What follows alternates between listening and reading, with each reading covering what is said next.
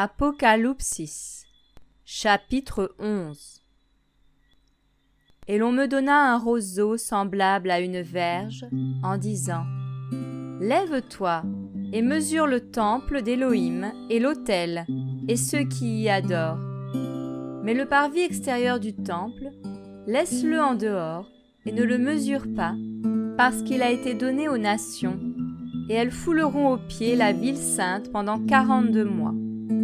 Et je donnerai à mes 2 témoins de prophétiser pendant 1260 jours, revêtus de sacs. Ce sont les 2 oliviers et les 2 chandeliers qui se tiennent devant l'Élohim de la terre. Et si quelqu'un veut leur faire du mal, du feu sort de leur bouche et dévore leurs ennemis. Et si quelqu'un veut leur faire du mal, il faut qu'ils soient tués de cette manière. Ils ont le pouvoir de fermer le ciel, afin qu'il ne pleuve pas pendant les jours de leur prophétie. Ils ont aussi le pouvoir de changer les eaux en sang et de frapper la terre de toutes sortes de plaies, toutes les fois qu'ils le voudront. Et quand ils auront achevé leur témoignage, la bête qui monte de l'abîme leur fera la guerre, remportera la victoire sur eux et les tuera. Et leurs cadavres seront sur la place de la grande ville, qui est appelée spirituellement Sodome et Égypte, la même où notre Seigneur a été crucifié. Et ceux des tribus, des peuples, des langues et des nations verront leurs cadavres pendant 3 jours et demi, et ils ne permettront pas que leurs cadavres soient mis dans des sépulcres. Et ceux qui habitent sur la terre se réjouiront à leur sujet, ils seront dans l'allégresse, ils s'enverront des présents les uns aux autres, parce que ces 2 prophètes ont tourmenté les habitants de la terre. Mais après ces 3 jours et demi, l'esprit de vie vint d'Élohim sur eux, et ils se tinrent sur leurs pieds, et une grande crainte saisit ceux qui les virent. Et ils entendirent une grande voix du ciel qui leur disait : Montez ici. Et ils montèrent au ciel sur une nuée, et leurs ennemis les virent.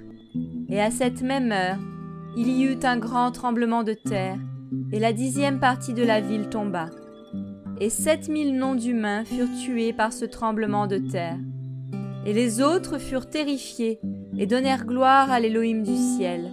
Le second malheur est passé. Voici, le 3e malheur vient à toute vitesse. Et le 7e ange sonna de la trompette, et il y eut dans le ciel de grandes voix, disant : Les royaumes du monde sont revenus à notre Seigneur et à son Machia, et il régnera d'âge en âge. Et les 24 anciens qui sont assis devant Élohim sur leur trône tombèrent sur leurs faces et adorèrent Élohim en disant : Nous te rendons grâce, Seigneur Élohim, le Tout-Puissant, celui qui est et qui était et qui vient, parce que tu as pris en main ta grande puissance et que tu as exercé ton règne. Et les nations se sont irritées, mais ta colère est venue. C'est aussi le temps de juger les morts et de donner le salaire à tes esclaves, les prophètes et aux saints, et à ceux qui craignent ton nom, petits et grands, et de détruire ceux qui détruisent la terre. Et le temple d'Élohim fut ouvert dans le ciel, et l'arche de son alliance apparut dans son temple. Et il y eut des éclairs, des voix, des tonnerres, un tremblement de terre et une grosse grêle.